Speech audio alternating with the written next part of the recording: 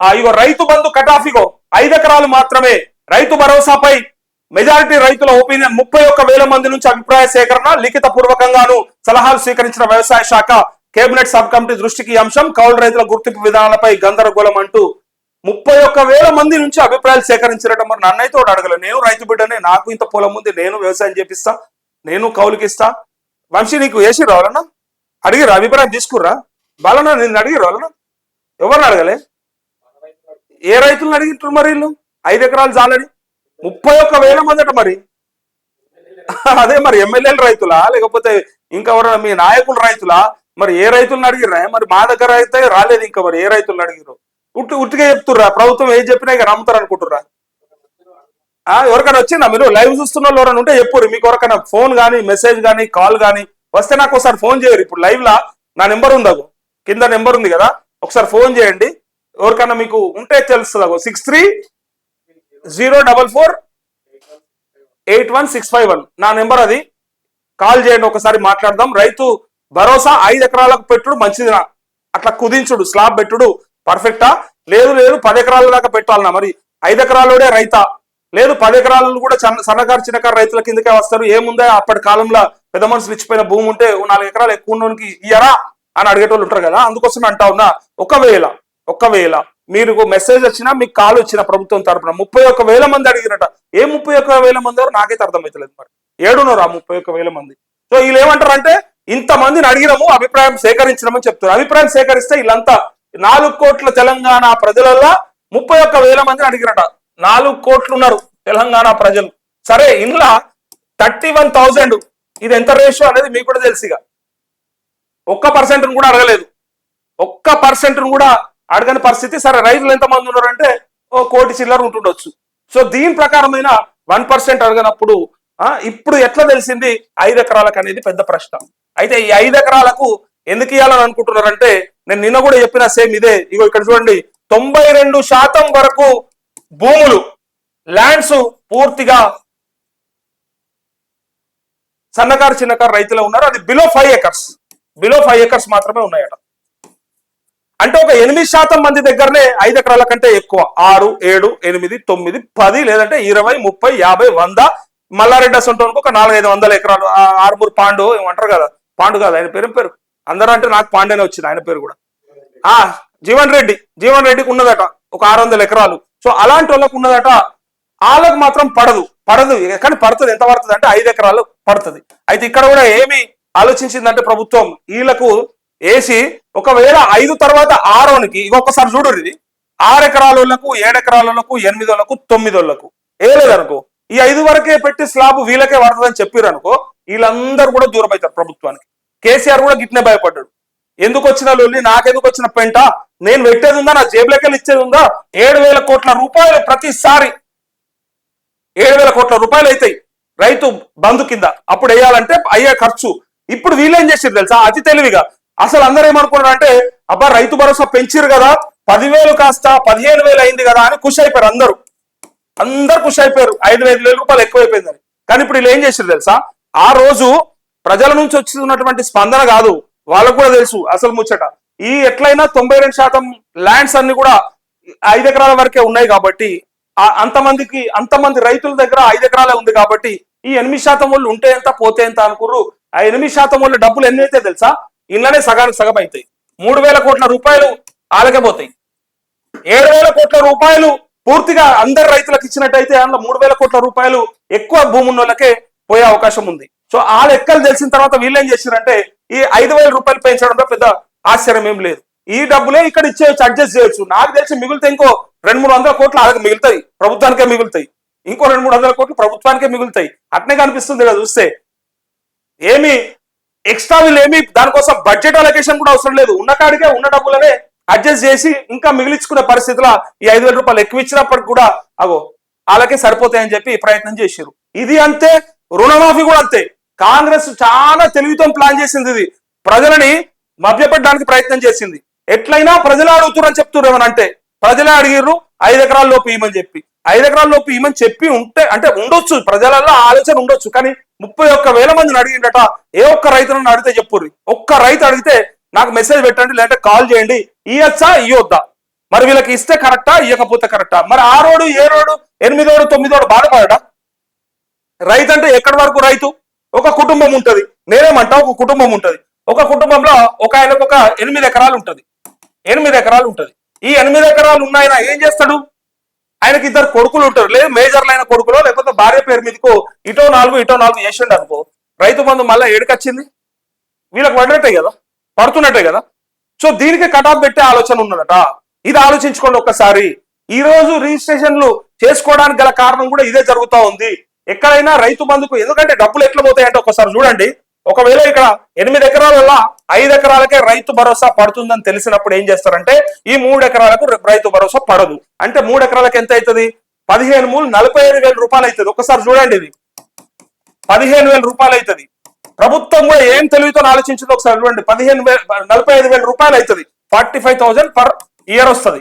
So ఈయన ఏం చేస్తానంటే 45,000 రూపాయలు సంవత్సరానికి నేను ఎందుకు వదులుకోవాలని చెప్పి ఇక్కడ నుంచి ప్లాన్ చేసి ఈ రిజిస్ట్రేషన్ ఇట్లా 4 లేదంటే 5-3 ఇట్లా స్ప్లిట్ చేసిన తర్వాత ఈ 45,000 సింగిల్ టైం రిజిస్ట్రేషన్ లో పోతుంది. ఏమనంటే కాస్ట్ ఇది ఒక్కసారి 1 టైం రిజిస్ట్రేషన్ లో పోతుంది.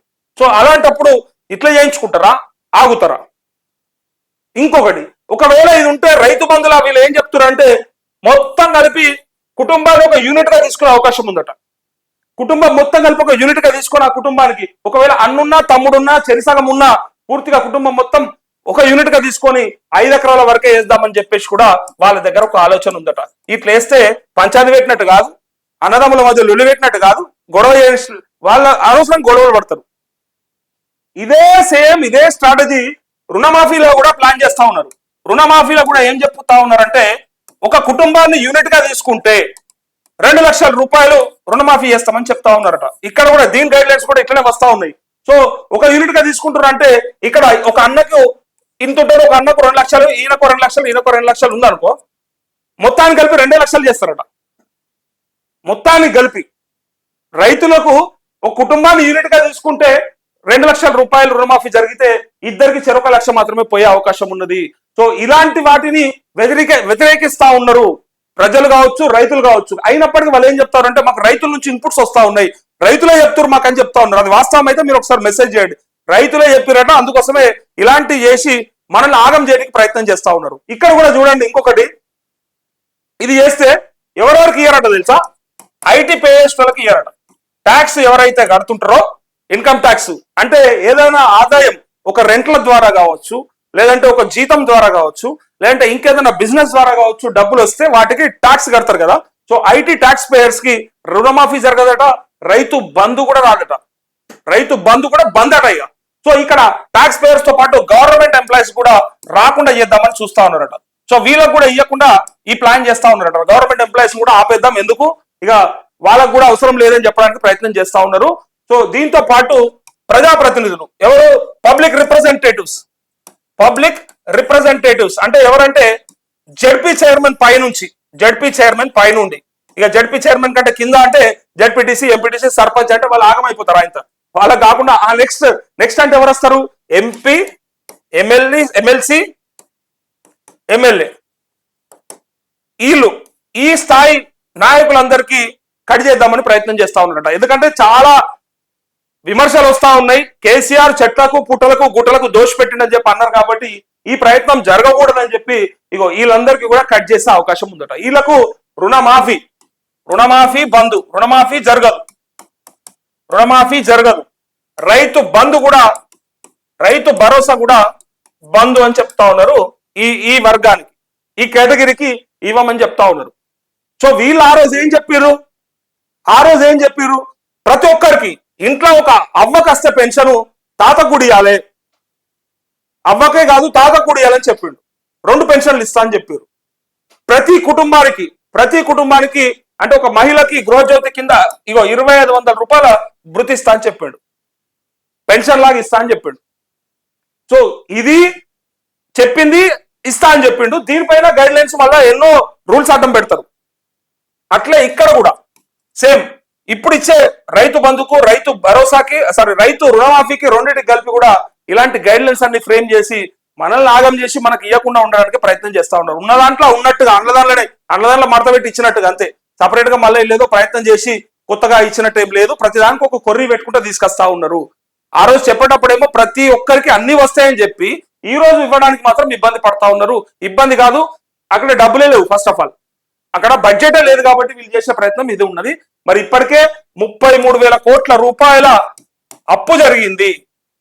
ఈ 6 నెలల పరిపాలనలో 33,000 కోట్ల రూపాయల అప్పు జరిగింది. ఈ రుణమాఫీకి కూడా 31,000 కోట్లు కావాలి. సో దీనికి కూడా నిధులు సమకూర్చుకున్నారు. ఇది కూడా 20,000 కోట్ల రూపాయలు అప్పే చేశారు మన పేరు మీద, నీ నెత్తి మీద, నా నెత్తి మీద, అందరి నెత్తి మీద కలిపి. సో ఇట్లా అప్పులు చేసుకుంటా పోతే రాష్ట్రం ఎక్కడ వరకు పోతుంది, మరి ఎట్లా తీసుకొస్తారు, మరి కేంద్రం నుంచి రావాల్సిన నిధుల కోసం మరి ఏం ప్రయత్నం చేస్తా ఉన్నారు, ఇదైతే తెలుస్తలేదు. ఇక వీళ్ళు చెప్పేటప్పుడేమో బాగా చెప్పారు, ఇవి ఇస్తాము అవి ఇస్తాము అన్ని ఇస్తామని చెప్పి ఆయనతో ఓట్లు డబ్బాల పడదాకా చూసిర్రు. డబ్బాల పడ్డాక 100 రోజులు అటే వీకింది, 100 రోజులు అనేది ఆగమైపోయింది. ఆ తర్వాత ఒక డేట్ చెప్పారు, ఇప్పుడు 15 ఆగస్టు వరకు అంటే అది ఒకటి రుణమాఫీ ఒకటి ముందర పడేటట్టు అనిపిస్తా ఉంది. అది అప్పులు చేసి ప్రయత్నం చేస్తా ఉన్నారు. ఎందుకంటే 420 హామీలు ఒక ఎత్తు అయిపోయింది, ఇప్పుడు రుణమాఫీ ఒక ఎత్తు అయిపోయింది. కేసీఆర్ చెప్తా ఉన్నాడు పొద్దుగాలు లేస్తే, ఏమైనా మీకు రుణమాఫీ చేయడం చేతనైతలేదు అన్నారు కదా, ఈ రోజు చేస్తామన్నారు, December 9 చేస్తామన్నారు కదా, డబ్బులు కట్టినోడు ఉంటే మళ్ళీ తెచ్చుకోర్రి, కట్టనోడు ఉంటే మళ్ళీ కచ్చుకోర్రి అన్నట్టు చెప్పి కట్టకూడదు అని చెప్పి ఆ రోజు చెప్పాడు కదా రేవంత్ రెడ్డి. సో అందుకోసమే కేసీఆర్ అన్నటువంటి మాటను పట్టుకునే వీళ్ళు ఒక్క రుణమాఫీ గట్టిగా చేస్తే సరిపోతుందని డిసైడ్ అయిపోయారు. రుణమాఫీ చేస్తే ఇక మేము తప్పించుకోవచ్చు అనే ప్రయత్నంలో ఉన్నారు. సో అందుకోసం ఇక్కడ చూడండి, రైతు భరోసా స్కీమ్ అమలు కోసం రాష్ట్ర ప్రభుత్వం కసరత్తు చేస్తుంది. ఇప్పటికే డిప్యూటీ సీఎం బట్టి విక్రమార్క నేతృత్వంలో కేబినెట్ సబ్ కమిటీ ఏర్పాటు చేసి విధి విధానాలు రూపొందించే పని మొదలు పెట్టింది. ఈ క్రమంలో వ్యవసాయ శాఖ ఇప్పటి వరకు 31,000 మంది రైతుల నుంచి లిఖిత పూర్వకంగా సలహాలు సూచనలు స్వీకరించిందంటూ ఇంతమంది లైవ్ చూస్తూ ఉన్నారు కదా. లైవ్ చూస్తున్న ఒక్కరు చెప్పారు, ఒక్కలని చెప్పిరా అన్న, మెసేజ్ పెట్టిరా, ఒకసారి చెప్పండి. ఏ రైతు నుంచి అన్నా ప్రభుత్వం ఒక సూచనను సేకరించినట్టు కానీ, సూచనను లిఖిత పూర్వకంగా లెటర్ ద్వారా కానీ తీసుకున్నట్టు కానీ ఒక్కరుంటే చెప్పండి. మీ ఊర్లో కనీసం ఒక్కడని ఉండాలి కదా. 31,000 మంది అంటే 12,000 గ్రామ పంచాయతీలలో ఏదో గ్రామ పంచాయతీకి వెళ్ళి పోయి ఉండాలి కదా, ఏదో ఒక 2-3 రైతులు నన్ను అడిగి ఉండాలి కదా. మరి ఏ ఊరు నుంచి ఎంతమందిని అడిగినరు, అడిగితే వాళ్ళు ఒప్పుకున్నారా, అది కూడా తెలవాలి మనకి. లేకపోతే ఊరికే మేము డిసైడ్ అయిపోయాం కాబట్టి ఇక పెట్టాలి, ఏదో చేయాలి కాబట్టి 31,000 మంది లెటర్లు ఇచ్చినట్టుగా రాసిరేమో అని అనిపిస్తా ఉంది. ఎందుకోసం అంటే ఇది ఒకసారి చూద్దాం.